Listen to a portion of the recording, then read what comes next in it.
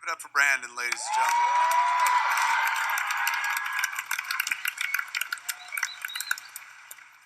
You've got some experience in the world of superheroes, but now, Ray, you've...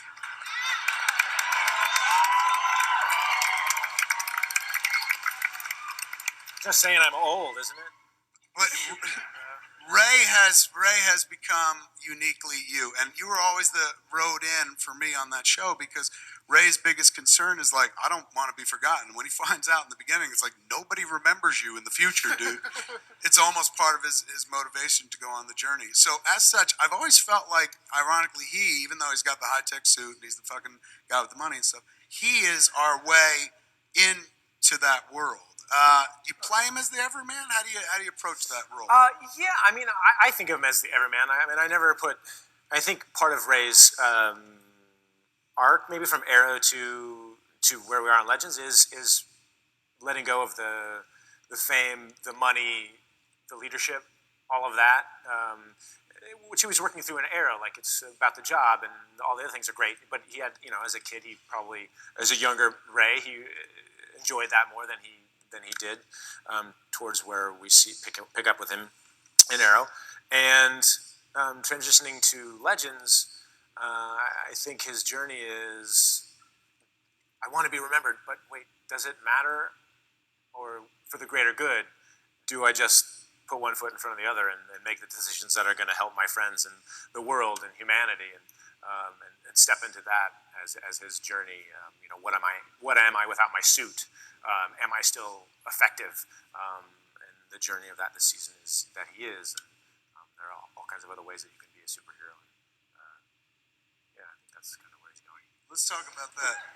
Beautiful. Let's talk about that suit. Looks complex and hard to put on. Is it a pain in the ass to act in, or by this point, or no? For the first hour, it's fine. It's kind of. Fortunately, we don't only shoot for 1 hour. Yeah. We shoot for 12, 14 hours. So that's where it gets more challenging, not only for my sanity and for my need to use the restroom, but also for my back and my spine. But it's, I have a great crew. The Atom Tech suit techs are fantastic. We pride ourselves on being ready before camera probably 90 to 98% of the time. So they're not waiting for us. Answer the most important question. Is there a dick door in that suit?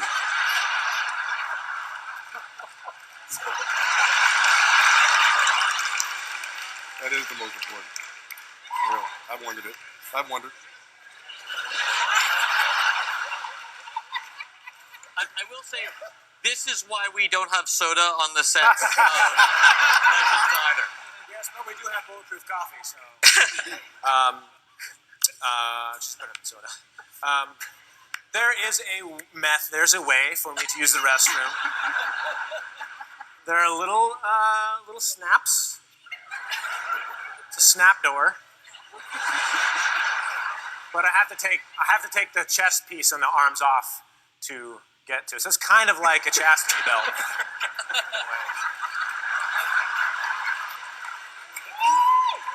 By the way, cut to on Monday, Phil and I are going to get an email from Brandon. The subject line is going to say request for season 3. Dick door.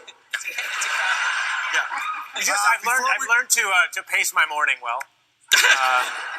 That's the move. Food and liquid consumption, yeah.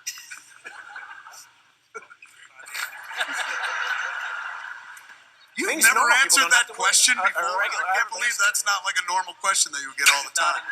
It's not. Whenever I watch the show, people are like, isn't it amazing? I'm like, yeah, but does he have a dick door? Superman all right. as well. Before we dive into Q&A, I'd be remiss if I didn't talk about just a panel-wide.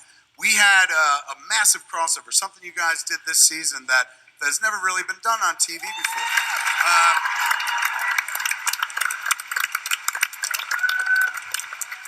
Dream come true for a fan like me. I read Invasion storyline when I was collecting comics back in the day, so seeing it come writ large come to life, seeing the Dominators, all that stuff was like, oh, what an age of wonder we live in. Shit like that. I was glad I lived that long. After I saw Dominator, I was like, take me now, Lord, it's all over. So the crossover seemed to go very successfully.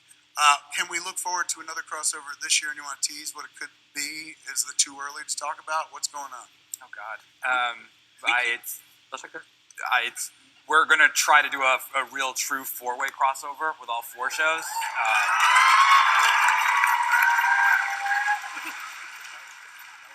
But that's over. Can who meet? Iris. Kara and Iris meet? We can say it. It's good. Start taking notes, boys. They're writing for you right here. Let's talk to the cast about it real quick, though. That brought everybody together. I'm sure it's fun for a minute, but what a pain in the ass moving schedules and stuff like that.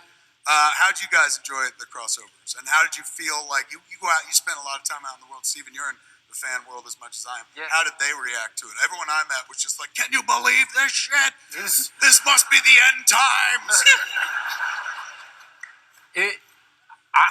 This was actually the easiest one for me. I feel like we finally figured out how to juggle everyone's schedule. I don't like not to get too far into production, but every production built in down days so that it's like a jigsaw puzzle moving it around. And our first assistant director built me like an old school calendar. It was 4 weeks, telling me which show I was going to every day, and Was it color coded? yeah, it was. It's green for Arrow. Yeah. Sounds nice. Yeah, and I thought it came off really well this year, and ultimately, the opportunity to do something like that is why we do the shows. It's so the fans can have a 4-night experience like that, or like 3.2 nights this year. But next year 4 nights. Next year 4 nights. And by the way, the producers always say when we get to the end of the crossover, they're like, we're not doing it again next year. Not doing it again next year. I was having dinner with Mark Pedowitz. He comes up to Vancouver every year. We sit down for dinner. And I go, Mark, we're going to do a crossover every year, right? He goes, you're fucking right, we are.